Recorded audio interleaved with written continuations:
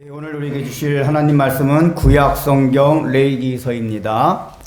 구약 레위기 20장 20절에서 26절까지 말씀입니다.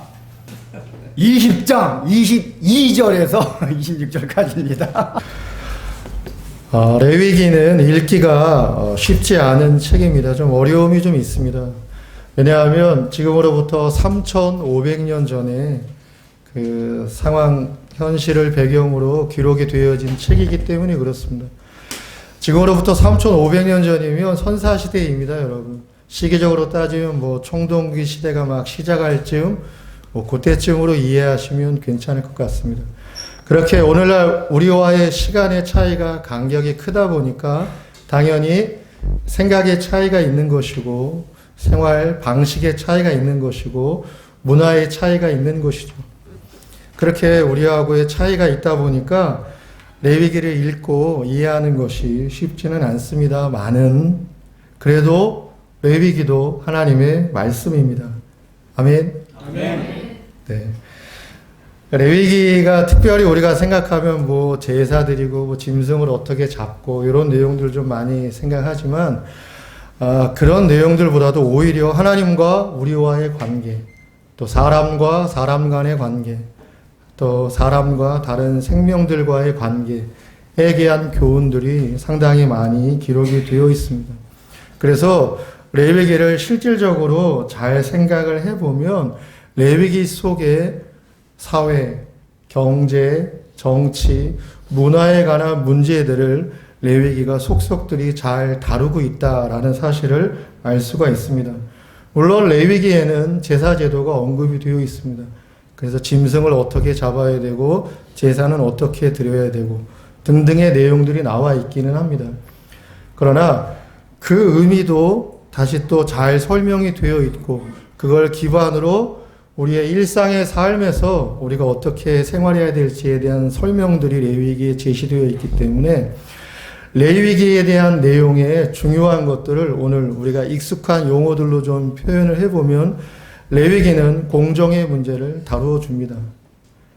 차별의 문제를 다루어 줍니다. 그리고 사람과 사람이 어떻게 연대할 것이냐, 연대의 문제도 다루어 주고 공동체에 대한 내용들도 다루어 주고 있습니다.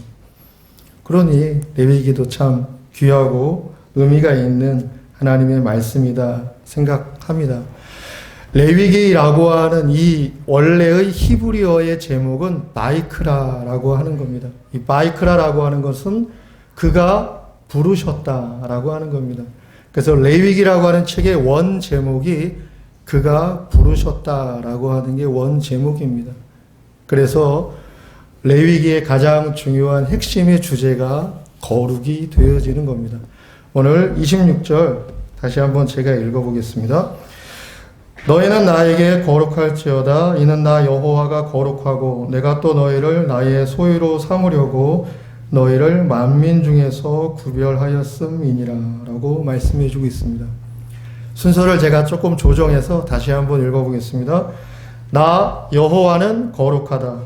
너희는 내 것이니 너희도 거룩한 사람이 되어야 한다. 너희를 만민 중에서 구별했느니라. 여러분, 만민이라고 하니까 10,000명 가운데서 구별했다 이런 의미는 아니겠죠. 그러니까 모든 사람들 가운데서 너희를 구별했다라고 하는 것입니다. 우리가 이 거룩이라고 하는 표현을 접해 볼 때 이게 좀 긴장이 되는 좀 단어 표현일 수 있지 않겠습니까? 거룩해야 되는데 별로 긴장이 안 되나? 거룩만 들으면 왠지 좀 이렇게 부담, 긴장 이런 게 좀 있지 않겠습니까? 여러분, 성경의 책 가운데 이 거룩이라는 단어가 가장 많이 등장하는 책이 뭘까요? 레위기입니다. 어떻게 하셨습니까? 맞습니다. 레위기가 성경에서 거룩이라는 단어가 가장 많이 등장하는 책입니다. 이 거룩이라는 단어는 원래 히브리어 동사 카도시라고 하는 동사에서 유래가 되었습니다. 오늘 누가복음 퀴즈도 있는데 자꾸 따라서 한번 해보시죠. 카도시. 네, 이게 짜르다라고 하는 히브리어 단어인데요. 이 자르다라고 하는 카도시라고 하는 히브리어 동사 의미에서 자르면 어떻게 됩니까? 이제 나뉘어지잖아요. 그래서 구별되다라고 하는 의미가 나오게 되었습니다. 그래서 카도시라고 하는 단어의 의미 속에 구별되다라고 하는 의미가 들어 있습니다. 그 구별되다라고 하는 카도시 단어를 한글로는 거룩이라고 번역을 한 것이고 영어로는 그 유명한 홀리로 번역을 하게 되어진 것입니다. 홀리하다, 홀리하다, 뭐 우리 종종 얘기하기도 하잖아요. 그래서 여러분, 거룩이라고 하는 이 의미를 우리가 생각해 볼 때, 물론 여러 분석도 좀 필요할 수 있을지 모르겠습니다. 또 의미적으로도 잘 한번 따져보는 것도 뭐 나름 필요할 수 있습니다만은, 거룩이 갖는 매우 중요한 이 성경의 의미를 그대로 직접적으로 생각하는 게 더 유익하고 도움이 되지 않을까 생각합니다. 그게 뭐예요? 구별되었다라고 하는 겁니다. 하나님이 구별하셨다라고 하는 거예요. 그래서 우리가 거룩을 좀 생각을 할 때, 뭐 거룩은 굉장히 뭐 실력이 좋고, 그렇죠? 굉장히 빛나고 특별하고 뭐 이렇게 생각하면서 뭐 우위가 있는 것처럼 우리가 여겨지는 그런 생각을 좀 하게 되는데, 그러한 이해보다는 하나님이 구별하셨다.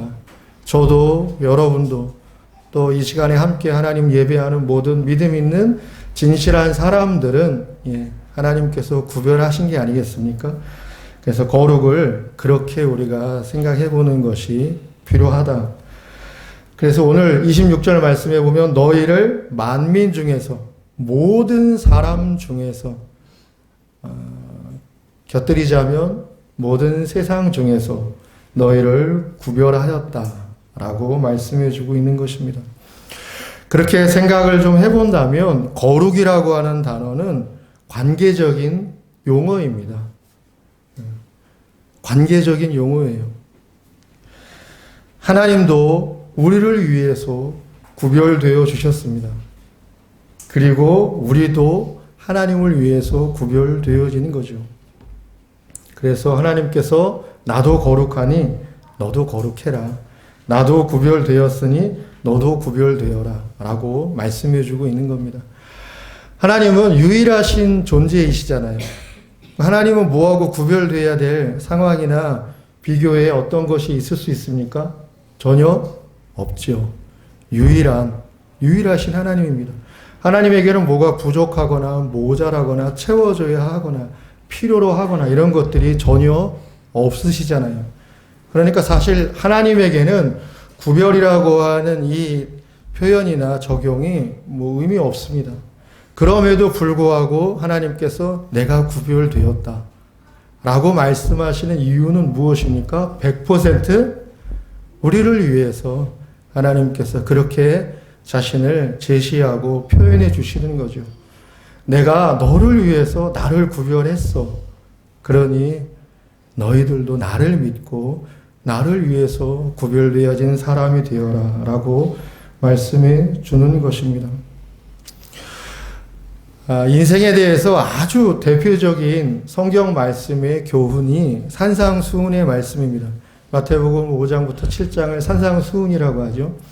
산상수훈 말씀 가운데 가장 최상위에 있는, 가장 위에 있는 말씀을 꼽으라고 해본다면 마태복음 5장 48절 말씀을 꼽아볼 수 있습니다. 마태복음 5장 48절에는 하늘에 계신 너희 아버지께서 온전하심과 같이 너희도 온전하라 라는 말씀입니다. 그래서 산상수훈의 최상위에 하나님의 온전하심과 같이 너희도 온전하라는 말씀을 놓고 그 밑으로 쭉 인생의 방향과 내용과 의미에 대한 교훈들로 하나하나 연결해서 이해해 볼 수 있는 것입니다. 하나님의 온전하신 만큼 우리가 온전해질 수 있습니까? 어마어마한 말씀입니다. 온전이라고 하는 이 말씀을 거룩으로 좀 대처해 보셔도 뭐 크게 나쁘거나 무리되지 않습니다. 하늘에 계신 너희 아버지께서 거룩하심과 같이 너희도 거룩하여라. 하나님이 너희를 위하여 구별되어 주셨으니 너희도 구별되어라 라고 하는 말씀으로 우리가 생각해 봐도 좋은 적용이 되어질 것 같습니다. 그래서 여러분, 신약과 구약을 함께 연결해서 생각을 해 보아도 하나님께서 내가 구별되었으니 너도 구별되어라고 하는 말씀은 성경 전체가 교훈해 주는 하나님의 말씀이 되는 것입니다. 그렇게 생각을 해보면 여러분, 왜 우리가 신앙을 가지고 우리의 인생의 현실에서 살아가고 있는 것입니까? 왜 믿음을 가지고 내게 주어진 내 인생의 현실을 감당하며 인생의 시간을 보내고 있는 것이죠? 거룩해지기 위해서입니다. 그래서 내가 구별되어진 사람으로 인생을 살아갈 때 하나님의 존재가 드러나게 되어지는 것입니다. 그래서 여러분, 거룩이라고 하는 것은 무슨 순위 경쟁이나 뭐 이런 게 아닙니다. 뭐 위계 질서를 잡고 이런 게 아닙니다, 여러분. 거룩이라고 하는 것에는 무슨 차별이 있을 수 있는 게 아닙니다. 배제나 무슨 평가를 만드는 기준으로 삼고 이러는 것이 아닙니다. 쉽게 말해서 나는 거룩해, 너는 안 거룩해, 이렇게 여러분 거룩을 사용할 그런 내용이 아니다라고 하는 것입니다. 사용하고 있나? 아닙니다, 여러분. 그렇지 않습니다. 거룩은 내가 나에게 잘 적용해야 하는 하나님의 귀한 사랑의 그 제시인 거예요. 그래서 여러분, 나는 나로서 나의 거룩을 이루어 가는 겁니다. 내가 저 사람보다 덜 거룩한가? 저 사람은 나보다 더 거룩한가? 그러면 안 됩니다. 그건 거룩하고 별 상관과 의미가 없습니다. 나는 나로서 내 인생의 책임과 내 인생의 자리에서 나의 거룩을 이루어 가는 것입니다. 거룩, 구별됨이라고 하는 것은 타인과 비교하고 평가하는 대상이나 기준이 되어지는 것이 아니다라고 하는 거예요.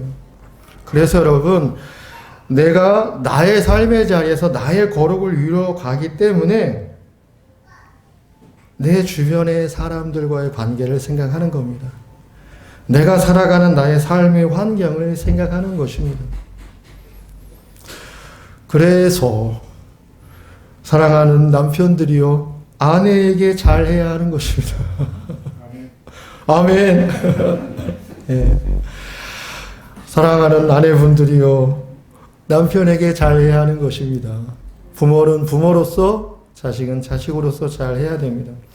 가족이 매우 특별하고 너무너무 중요하기 때문에 그렇게 말씀드리는 게 아닙니다. 내 인생의 자리에서 내가 인생의 과정과 내용으로 생각을 해볼 때 나의 첫 번째 인간관계의 대상으로 생각해 볼 수 있는 것이 누굽니까? 내 남편입니다. 내 아내입니다. 부모이고 자식입니다. 세상에 어느 남편이 매일매일 아내가 그렇게 보기가 좋기만 하겠습니까? 인상 피세요. 아니잖아. 다 알면서, 그렇죠? 어느 아내가 내 존경하고 사랑하는 남편, 이게 입에서 술술 나오겠습니까? 물론 당연히 좋고 사랑스러울 때도 있죠. 하지만 꼴도 보기 싫을 때 있지 않습니까? 아유, 이렇게 할 때가 사실 있는 거 아니겠습니까?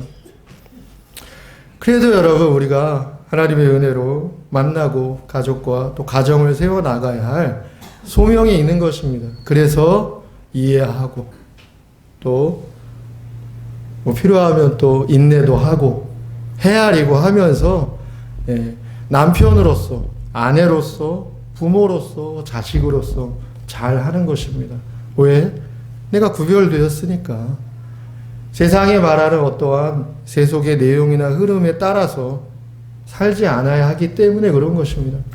그게 또 가족에게만 그렇게 되겠습니까? 결국 우리가 다 일상생활, 사회생활 가운데 우리가 속해 있습니다.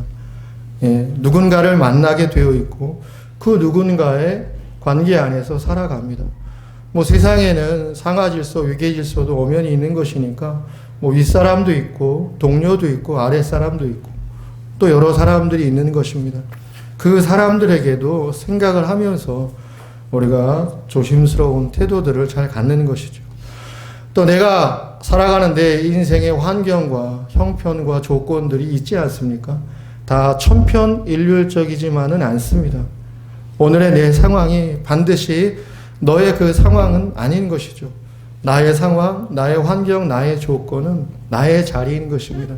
그 환경과 조건과 자리에서 우리가 가급적 우리의 마음을 잘 정리하면서 성질나고 열받고 못 살겠다 싶을 때가 물론 당연히 있습니다. 그러나 그럴 때라도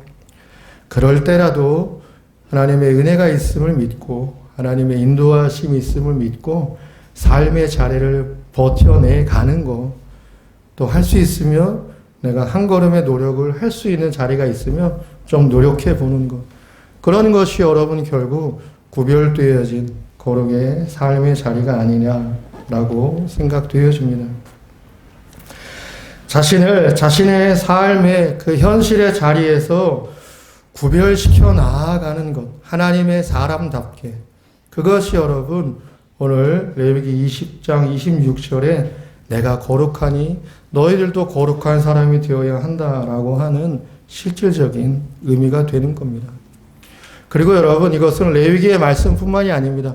성경 전체가 결국에는 구별되어진 사람으로 구별된 인생을 살아가는 내용에 대한 아주 상세하고 세세한 설명이자 반복입니다.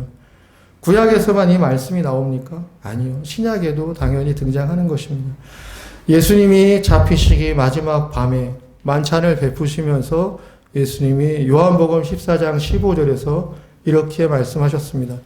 너희가 나를 사랑하면 나의 계명을 지키리라 라고 말씀하신 거예요. 우리가 하나님의 계명, 예수님의 계명을 지키는 이유는 하나님을, 예수님을 사랑하기 때문인 것입니다. 반대로 우리가 계명을 지키지 않는다면 사랑한다는 우리의 표현이나 우리의 말이 허위가 되어지는 것이죠. 목사님, 계명 지키는 게 도대체 얼마나 어렵습니까? 무슨 계명을 어떻게 지켜야 합니까? 쉽지 않습니다. 계명의 내용들도 많고 어떤 계명이 지금 나에게 필요하고 우선적인지 잘 분별하고 선택하는 일이 쉽지는 않습니다만은 그래도 어느 정도는 느낌을 가질 수 있습니다. 내가 오늘 무슨 계명을 따라 지켜야 하겠구나라는 정도 알 수 있습니다. 그 사람에 대해서, 이 삶의 환경과 조건에 대해서 내가 어떠한 계명을 기억하면서 그 계명을 내 인생의 자리에 새겨 나가야겠다 하는 것들 있습니다. 가깝게 느껴지는 것, 그거부터 시작을 하시면 됩니다. 그거 하나도 제대로 지키는 게 참 쉽지 않죠. 여러분, 성경에 이 구별되고 거룩한 삶에 대한 여러 가지 반복되는 내용들 우리가 쉽게 접할 수 있는 겁니다. 사랑해라. 이거 여러분 성경 전체가 이야기하는 얘기죠. 섬겨라. 성경 전체가 하는 얘기입니다. 인내하여라. 성경 전체가 하는 얘기입니다. 특별히 여러분 레위기와 관련하여서 조금 더 한 걸음 들어가서 생각을 해보면은 레위기 속에는 사람을 외모로 평가하지 말라라고 하는 아주 중요한 메시지가 담겨 있습니다. 3500년 전에 철도 아직 제대로 사용할 줄 모르던 그 시기에 사람들에게 하나님이 사람을 외모로 평가하지 마, 사람 차별하지 마, 사람 하대하지 마 라고 하는 아주 중요한 교훈을 남겨주신 거예요. 그래서 특별히 가난한 사람들 억울하게 살아가지 않도록 함께 해줘야 된다라고 하는 게 레위기에 상세하고 반복적으로 등장을 합니다. 그래서 여러분, 내가 만나는 사람들과의 관계 속에서 때로는 따질 건 따져야 하는 겁니다. 또 필요하면은 항의도 할 수 있습니다만은 대체적으로는 이해하기 위해서 많이 노력을 해야 하는 것입니다. 이해한다는 건 여러분 그 사람이 옳다고 인정해 주는 게 아니에요. 이해는 그냥 그 사람이 그렇구나라는 사실을 받아들이는 겁니다. 그 사람에게 동의하고 그 사람이 옳다는 것을 인정하는 게 아니라 그 사람이 그렇구나. 그걸 여러분 이해하고 그리고 나서 그 사람에 대해서 어떻게 할지를 생각하고 고민해 보게 되는 것이죠. 그리고 가능하면 우리는 우리의 삶의 자리에서 섬김을 넓혀가는 것도 필요하고 중요합니다. 사람을 품어낼 줄 알아야 되고 사람을 용서할 줄도 알아야 하는 것입니다. 그것만 아닙니다, 여러분. 때로는 불의를 만났을 때는 필요하다면 용기를 내서 맞서는 것도 레위기는 교훈하고 설명해 주고 있습니다. 이러한 내용들을 생각을 해본다면 여러분, 결국에는 우리가 염두에 두어야 할 두 가지의 중요한 사실이 있습니다. 첫 번째는 자기 부인이에요. 자기 부인을 매일 매 순간 염두에 둘 수 있어야 하는 것입니다. 자기를 내려놓을 줄 알아야 된다는 겁니다.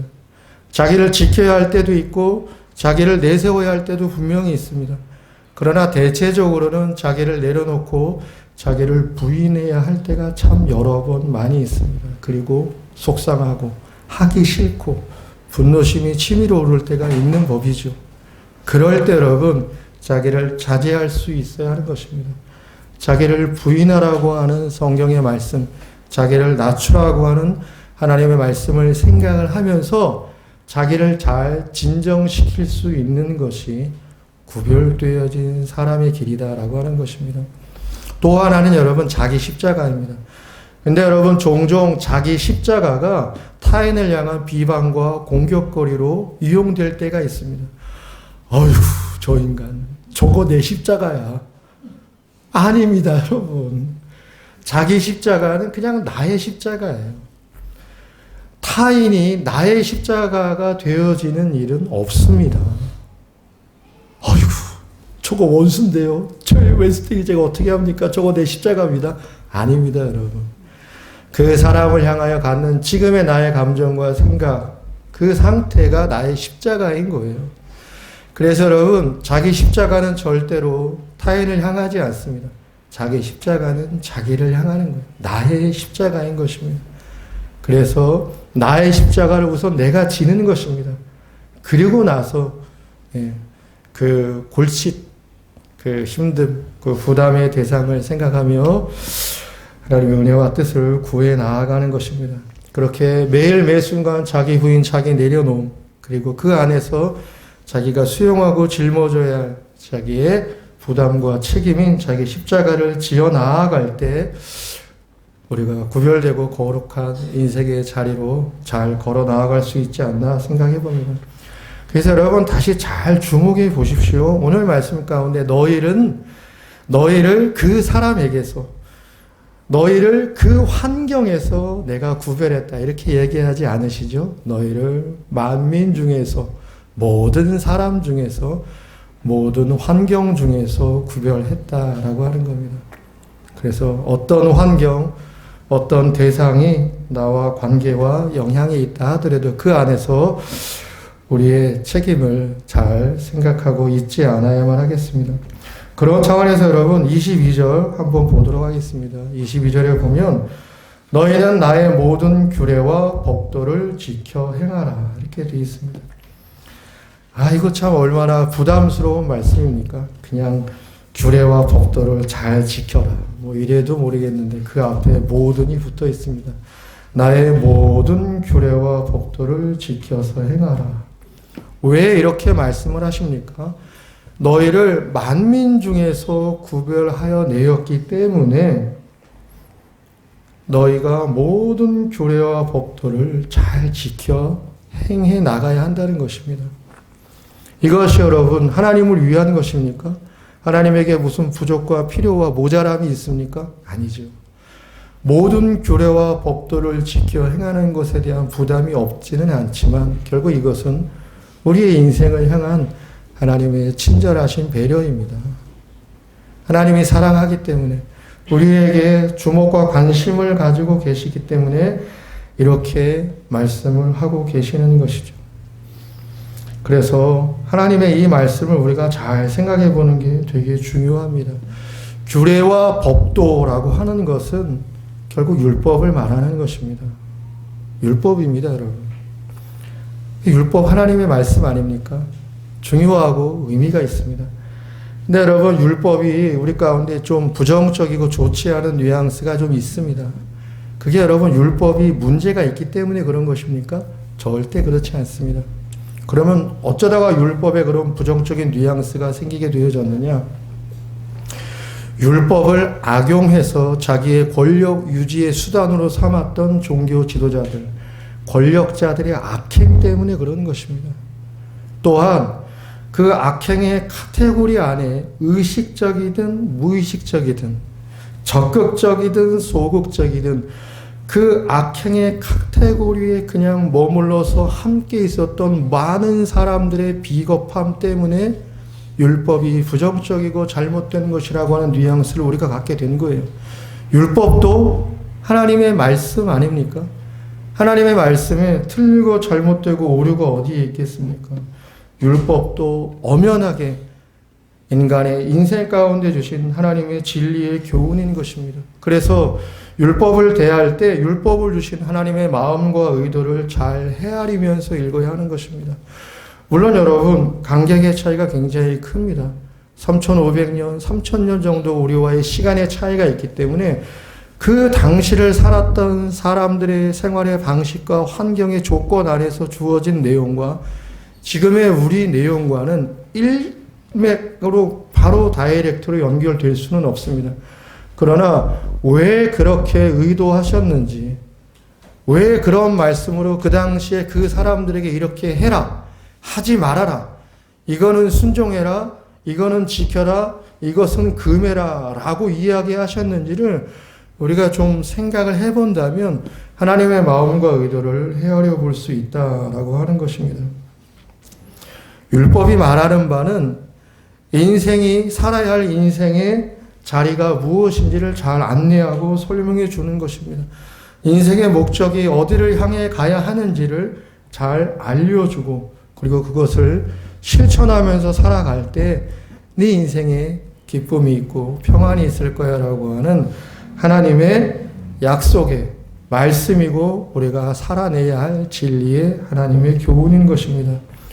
물론 여러분 성경은 율법이 완벽하다고 이야기하지 않습니다.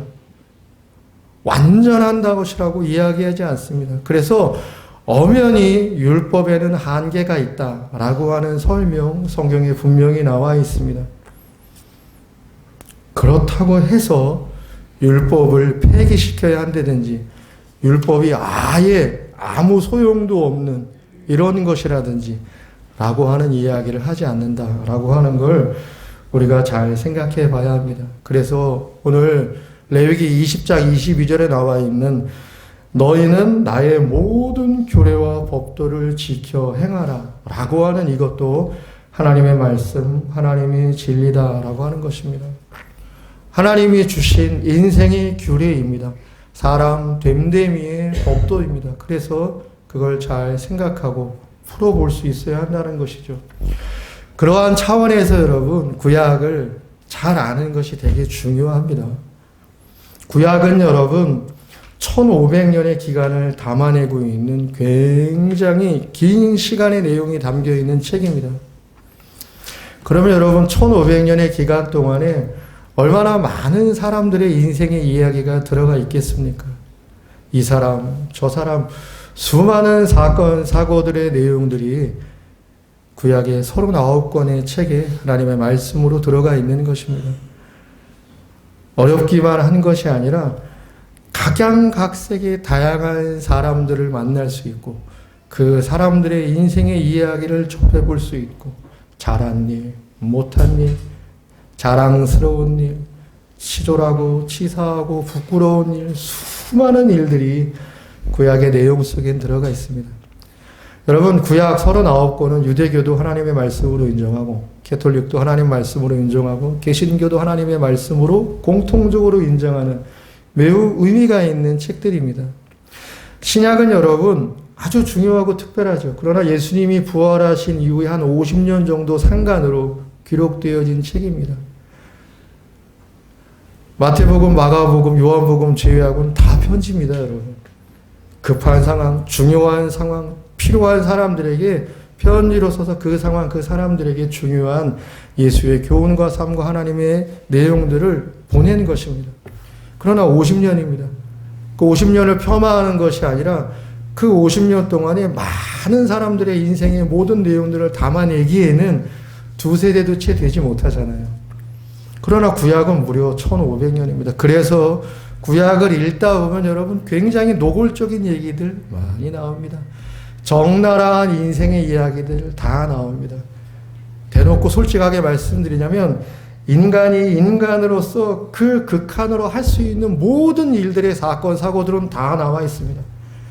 지금 사람들이 벌이고 있는 그 어떤 일들의 내용들도 이미 구약 안에, 내용 안에 다 들어가 있습니다. 그러니 여러분, 구약의 39권을 잘 대하고 읽다 보면 그 수많은 사람들, 그 수많은 인생의 이야기들을 접해보면서 오늘 내가 살아가는 내 인생의 자리의 연결점들을 당연히 잘 찾을 수밖에 없는 거죠. 그래서 여러분 그 연결들 속에서 어떤 인생을 살아야 하느냐, 어떤 사람이 되어야 하느냐를 잘 생각하고 선택할 수밖에 없게 되는 것입니다. 지금 현실에 대한 여러 이슈들이 있죠. 그 이슈들의 대부분의 거의 본질적인 내용들은 구약 안에서 다 대체적으로 발견할 수 있는 내용들입니다.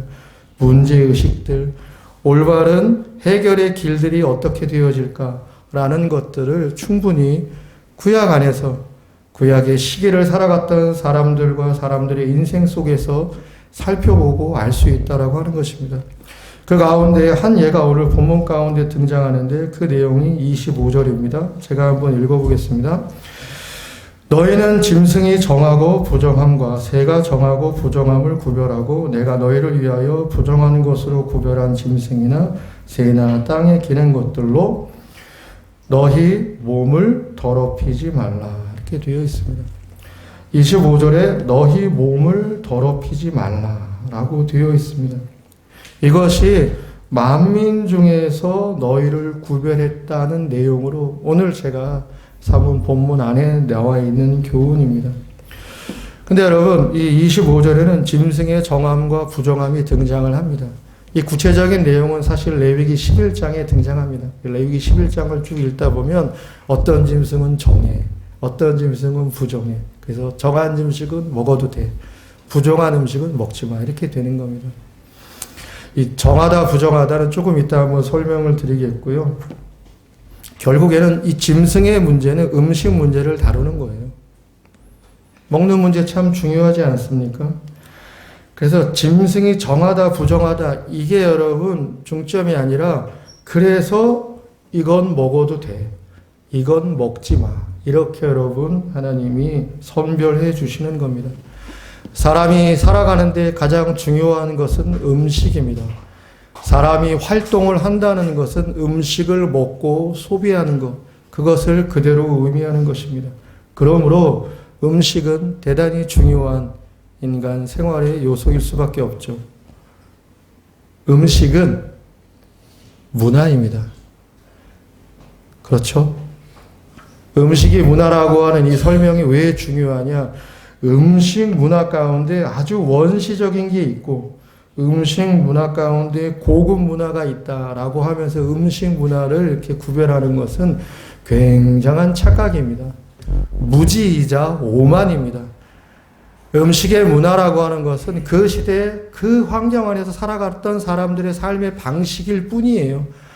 그게 여러분 원시적이다. 아우, 우리는 더 위대하고 고급스러웠고 대단한 교만이고 착각입니다. 음식은 문화일 뿐인 것입니다.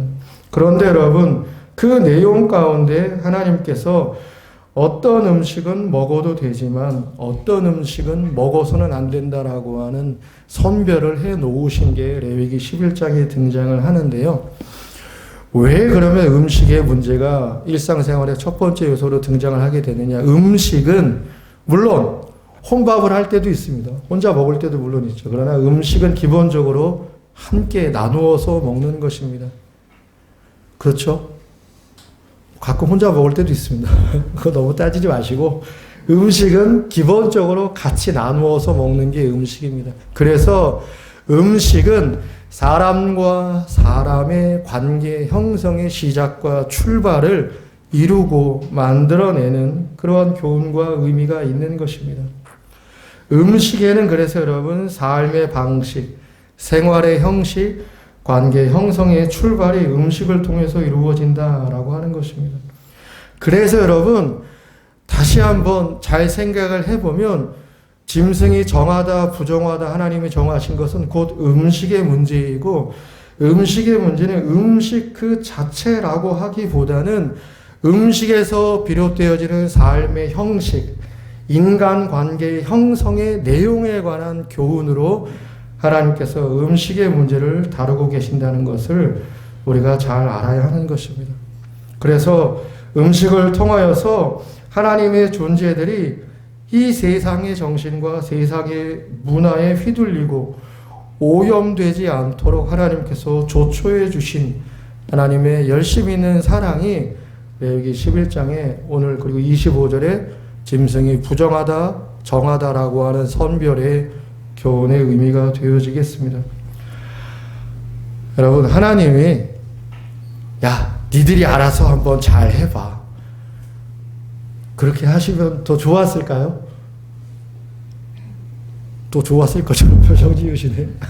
아니죠, 여러분. 자, 네가 알아서 잘 해봐.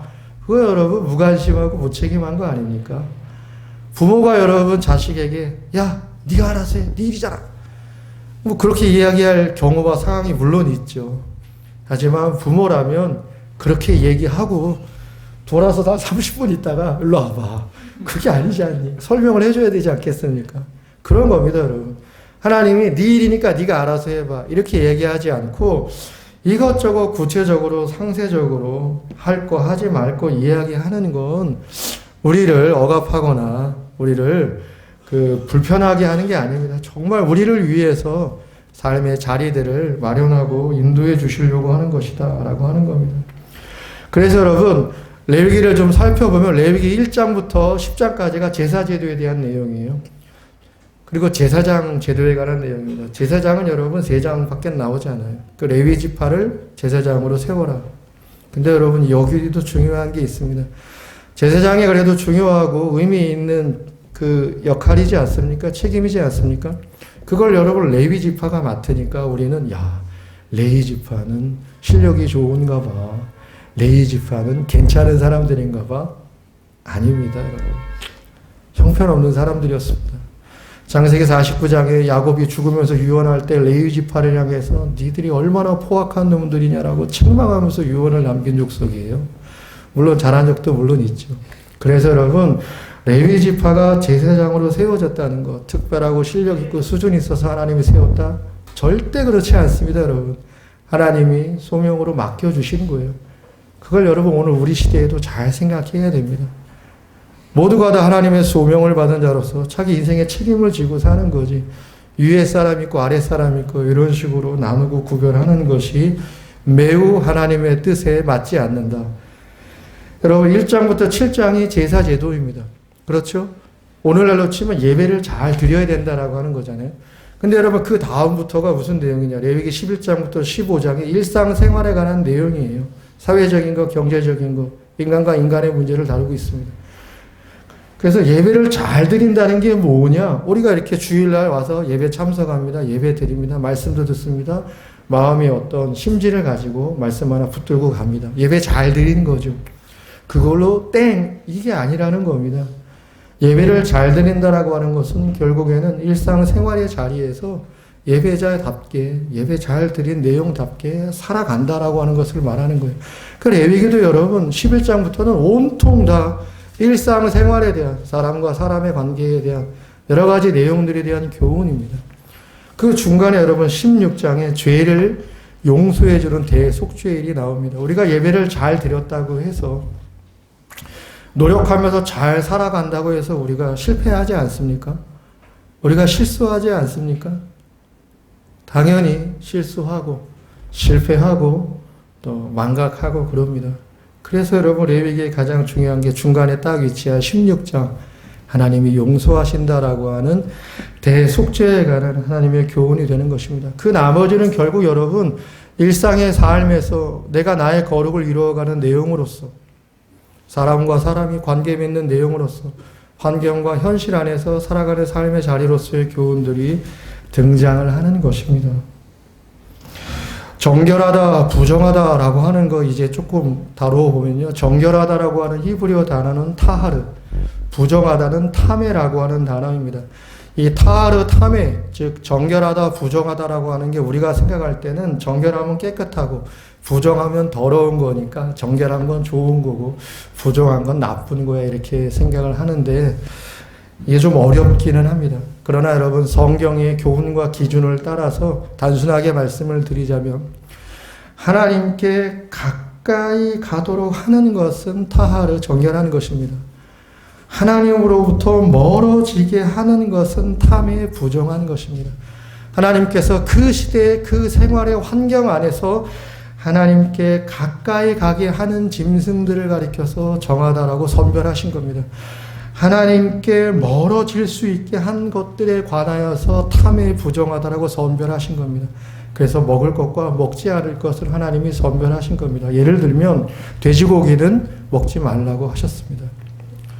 왜 먹지 말라고 하셨는지 우리 시대 속에서는 이해하는 게 쉽지는 않습니다. 3500년 전인데 이 많은 시간의 간격을 어떻게 다 헤아리면서 메꾸겠습니까마는 여하튼 여러 설명은 가능합니다. 위생의 문제, 질병의 문제, 사회의 문제. 돼지는 농사를 지을 때 아무 소용이 없습니다. 돼지는 또 풀을 먹는 게 아니라 곡류를 먹습니다. 그런 여러 설명들 가운데 그 당시에는 돼지가 좀 맞지 않을 수도 있었겠다. 우리가 이해하고 설명을 해볼 수도 있지만 레위기 11장엔 돼지고기를 금합니다. 오히려 여러분 금한다고 한다면 소를 금해야 됩니다. 왠지 아십니까? 그 당시에 소는 여러분 우상, 있지도 않은 우상을 형상화하는 데 있어서 대표적인 상징이 소였어요. 그래서 이스라엘이 출애굽해가지고 그 모세가 십계명 받으러 시내산에 40일 올라가 있을 때 이스라엘이 뭐 만들었습니까? 송아지를 황금으로 만들었습니다. 황금을 모아보니까 소를 만들 만한 정도는 안 되니까 송아지를 만든 겁니다. 그래서 고대 사회의 신을 상징하는 대표적 상징물은 소예요. 그러면 오히려 소를 금지해야 하는데 소고기는 먹어라. 하나님이 말씀하셨습니다. 물론 소는 농사할 때 매우 필요하고 중요하고 또 초식동물이니 또 기르는데 많은 부담이나 어려움이 없는 부분도 있지 않나 생각을 해봅니다. 그래서 정하다, 부정하다, 정결한 짐승, 부정한 짐승 이렇게 구별하면서 음식의 금기를 삼으신 것 가운데에는 결국 여러분 성경은 하나님께 가까이 하게 하는 것, 정하다. 하나님께 멀어지게 하는 것, 부정하다. 탐해다. 금기해라. 이렇게 나누시면서 하나님의 백성의 정체성, 하나님의 구별된 인생의 자리를 하나님께서 제시하고 선별하여 주신 것입니다. 그건 하나님께서 정말 사랑하신 것이고 정말 친절하신 겁니다. 그래서 오늘 23절 내용에 보면 23절 이렇게 시작하죠. 너희는 내가 너희 앞에서 쫓아내는 족속의 풍속을 따르지 말라. 내가 그들을 가증하게 여긴다라고 하는 것입니다. 풍속이라고 하는 것은 습관으로 반복되는 행동으로 길러지는 것들이 풍속입니다. 이게 히브리 단어가 가지고 있는 원 의미입니다. 그럼 풍속이 뭘 말하는 겁니까? 문화를 말하는 겁니다. 인간의 문화를 이야기하는 것입니다. 그래서 가나안 문화에 물들면 안 된다. 가나안 사람들의 삶의 정신에 젖어 들어가면 안 된다라고 하는 내용의 차원 안에서 짐승의 정함과 부정을 선별하셨고 그리고 하나님께서 구별되어진 인생의 자리를 교훈해 주고 있는 겁니다. 얼마나 하나님께서 세심하고 주의 깊게 이스라엘 백성들에게 구별되어진 선별의 자리를 이야기하셨냐. 레위기 19장 23절에 보면요. 과일 나무를 심어도 좋다 허락하셨습니다. 하지만 3년 동안은 먹지 말라. 4년째도 먹지 말고 4년째는 하나님께 찬양하는 걸로만 하고 5년째가 되었을 때 과일나무를 먹어도 된다 이렇게 하셨습니다. 과일나무는 인간의 향락과 관련이 있기 때문에 무려 3년 제대로 하면 4년 동안 과일나무를 심어서 가꾸고 결실을 얻지만 먹지는 말라는 거예요. 여러분 눈에 그 과일 결실이 맺혀 있는 게 아닙니까? 근데 그 과일 결실 나무 하나의 열매처럼 보이지만 그 안에 가나안의 삶의 정신, 사람들이 사랑하는 본질의 내면의 세계의 의미들이 담겨 있을 수 있으니까 3년, 4년 동안 그거 먹지 말라는 거예요. 결실을 너희들이 얻을 수는 있을지 모르겠지만 먹지 말라. 5년째가 되어서 그때 되어서야 입에다 넣고 씹어라. 이렇게 되신 겁니다. 4년 동안 여러분 가나안의 향락의 문화에 물들지 않게 하기 위한 하나님의 세심한 조처가 그렇다라고 하는 겁니다. 그래서 여러분 지금 레위기 이 사람들은 출애굽을 해서 시내산에 도착해서 언약 맺고 십계명 받고 한 그 어느 즈음에 지금 레위기 말씀이 모세를 통해서 주어지는 그런 상황이거든요. 그러면 지금 이스라엘 사람들은 어떠한 환경과 입장에 처해 있는 거냐? 오랫동안 살아왔던 애굽의 풍속의 자리가 있는 것입니다. 그리고 앞으로 들어가서 살아야 할 가나안 풍속의 삶의 자리가 있는 겁니다. 이 둘 사이의 지점에 끼어 있는 게 이스라엘 사람들이라고 하는 거예요. 살아왔던 삶의 풍속을 내버려야 할 책임이 이스라엘에게 부여된 것이고 들어가서 살아야 할 삶의 자리에서도 그 풍속대로 살지 말아야 한다라고 하는 책임이 하나님에게서 주어진 것입니다. 그 중간에 이스라엘이 지금 오늘의 이 말씀을 받고 있는 것이다 라고 하는 것이죠. 그래서 레위기 18장 3절에도 애굽 풍속 쫓지 말고 가나안 풍속대로 행하며 살 생각하지 말아라 라고 교훈해 준 것입니다. 여러분 이러한 실행이 저절로 잘 되겠습니까? 저절로 잘 될 리가 없죠. 될 턱이 있나? 없습니다. 저절로 될 일이 없다라고 하는 겁니다. 그렇지 않습니까 여러분? 절대로 안 됩니다.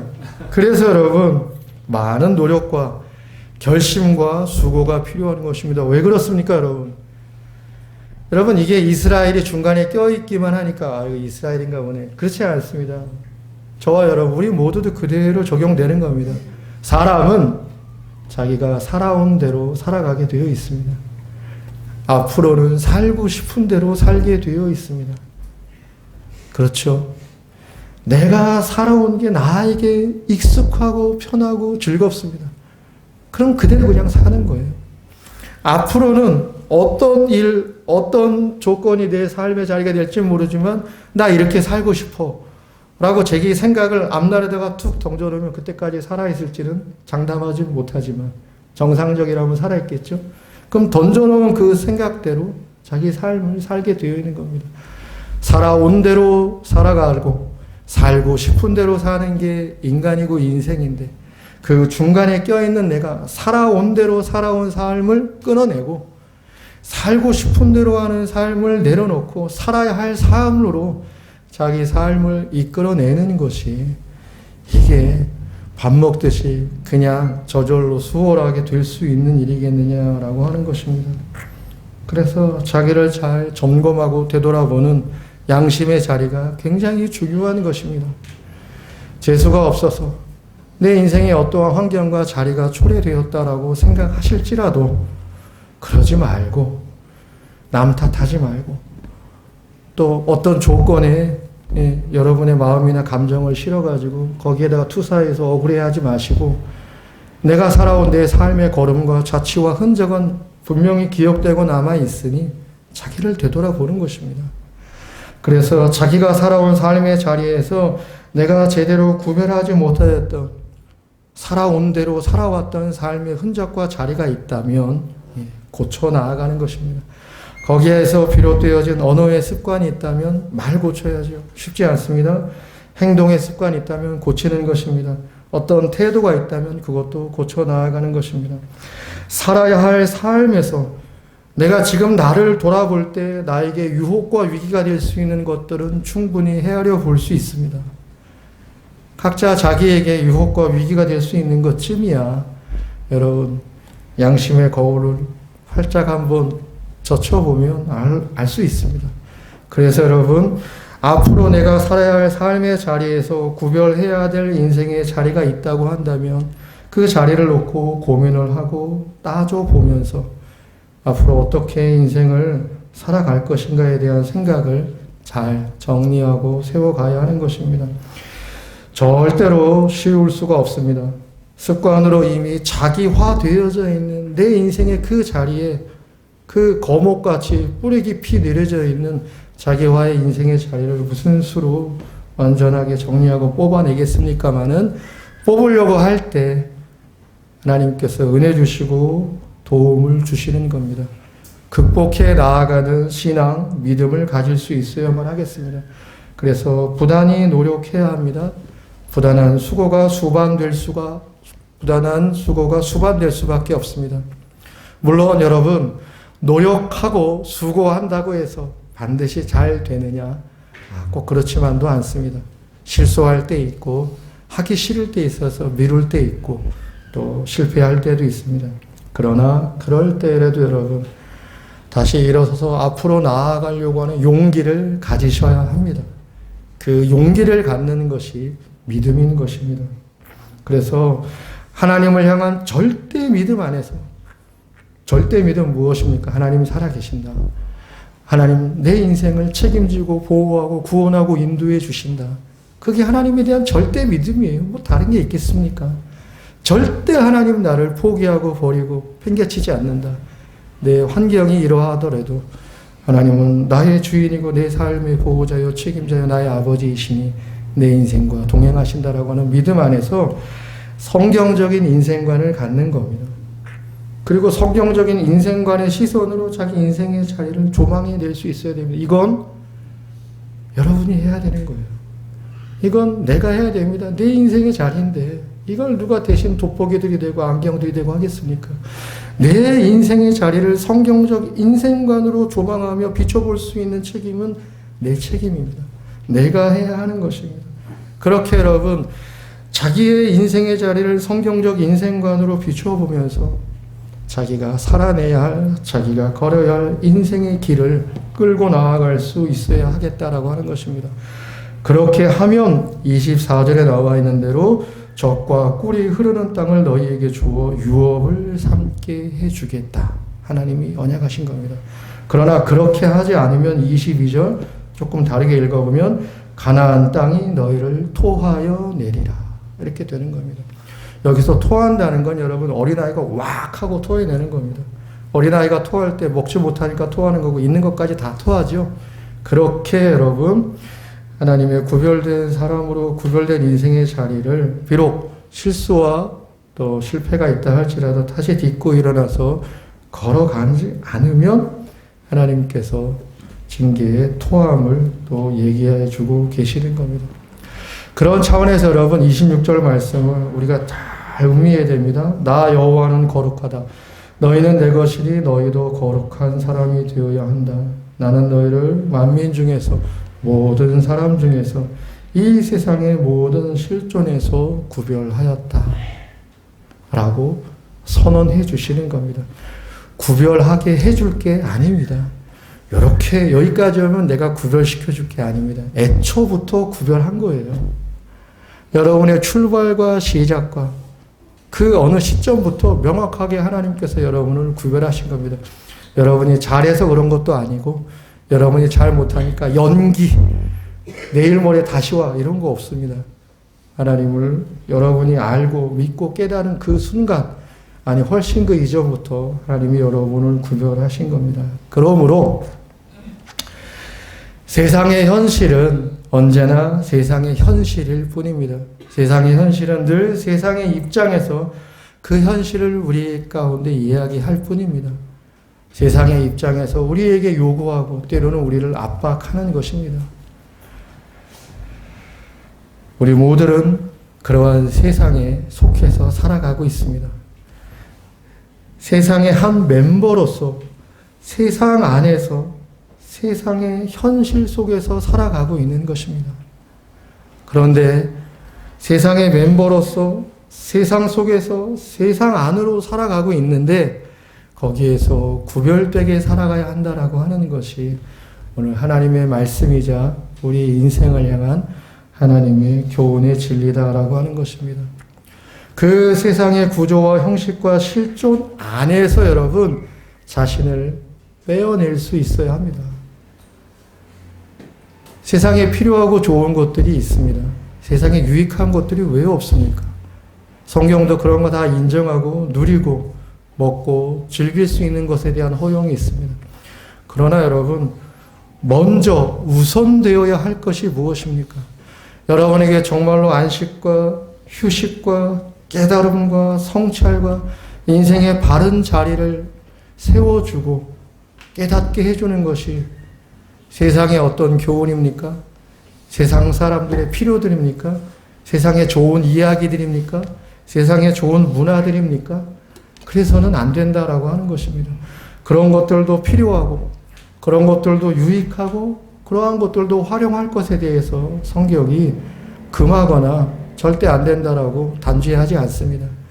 그러나 여러분, 허구한 날 내 마음이 위로받겠다고 세상이 말하는 것, 감정이 어떻다, 생각이 어떻다, 환경이 어떻다, 사람이 어떻다, 그 모든 것들로부터 우선적으로 먼저적으로 자신의 마음이나 인생의 자리를 해설하려고 하고 정리하려고 하는 것이 올바르겠느냐라고 하는 것입니다. 먼저 우선적으로 해야 할 것은 하나님과의 관계가 아니겠느냐라고 하는 것입니다. 하나님 나 사랑하시니 나도 하나님 사랑하리. 하나님 나 책임지시니 나도 하나님의 책임받는 자다운 인생을 살기 위해 결심하고 노력하리.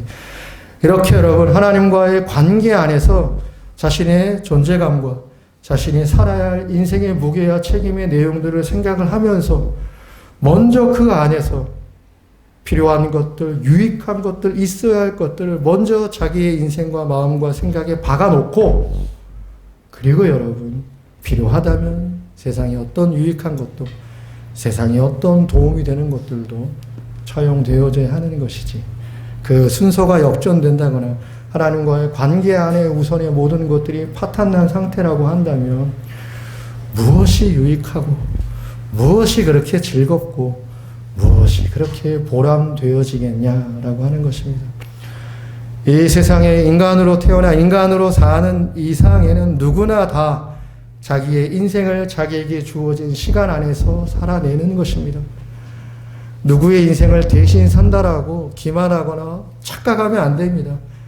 내가 나의 인생을 살아 나아가는 것입니다. 그 안에서 내가 더 사랑해야 될, 내가 더 섬겨야 될, 내가 더 도움을 줘야 될 하나님께서 맡겨주시는 인간의 자리, 관계의 자리가 있는 것이죠. 그때 여러분, 구별된 사람으로서의 인생의 길과 자리를 꿋꿋하게, 비록 어려움과 위기가 없지는 않았으나 그 길을 바르게 잘 지켜 살아낸 사람에게는 보람이 있습니다.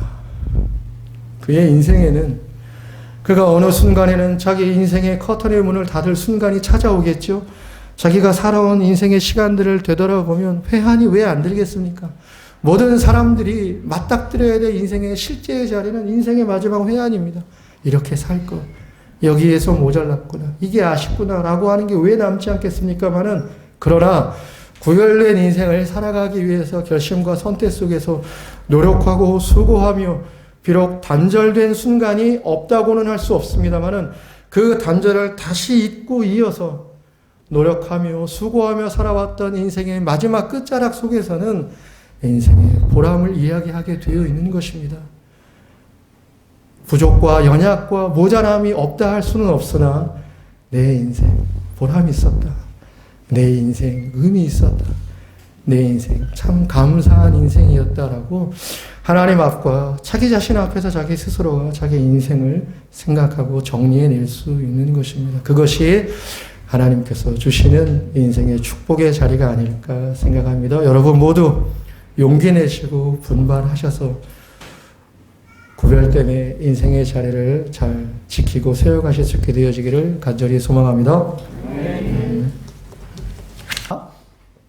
사랑하는 주님, 아무 자격과 조건과 공로가 없음에도 불구하고 저희들을 만민 중에 불러내어 거룩한 백성으로 삼아주신 그 사랑과 은혜를 인하여 감사하며 주께 봉헌합니다. 주님께 봉헌할 때마다 드리는 돈, 이 물질, 우리가 이것을 얻는 과정 속에서 얼마나 거룩한 백성답지 못하게 저 세상 사람들이 가진 사고방식과 가치관과 문화에 따라 이것을 얻고자 했습니까? 또는 이것을 얻고 나서 이 물질을 통하여 우리가 인생에 목표하는 바, 가고자 하는 방향이 거룩하지 못한 백성들이 하는 대로 그 가치과 문화와 사상과 자기 숭배의 마음에 따라 자기를 위하여 즐기려는 그런 마음으로 이 물질을 구하고 쓰려고 하진 않았습니까? 하나님, 우리가 봉헌할 때마다 이 사실을 우리 마음에 간직하고 다시 한번 생각함으로써 이제 주님께서 은혜로 저희들을 신분적으로 거룩한 백성이 되게 하셨으니 이제는 주님께서 우리에게 요구하신 대로 수준적으로도 거룩한 백성이 되기 위하여 날마다 자기를 쳐서 복종시키며 자기를 부인함으로써 자기 숭배가 만연한 이 세상 가운데서 이 세상의 문화에 동조되지 아니하고 따르지 아니하고 참된 거룩한 백성이 됨으로써 주님께 봉헌하는 거룩한 백성이 모두 되게 하여 주옵소서. 예수님의 이름으로 기도드립니다. 이제는 우리 구주 예수 그리스도의 무한하신 은혜와 하나님 아버지의 놀라우신 사랑과 성령님의 감동과 권면하심이 오늘 이 말씀을 듣고 이제 거룩한 백성이 되었기에 거룩한 백성으로서 정체성을 늘 가지며 수준적으로도 실제적으로도 하나님의 거룩한 품성을 닮아가기 위하여 이 세상의 문화와 가치관을 쫓지 아니하고 자기를 부인하며 그렇게 함으로써 거룩한 백성이 되고 궁극적으로 하나님께서 우리에게 주시고자 하는 가나안의 풍요와 기쁨을 만끽하며 누리고자 소원하고 다짐하는 사랑하는 거룩한 백성 위에 무리 위에 이제부터 영원토록 함께 있을지어다.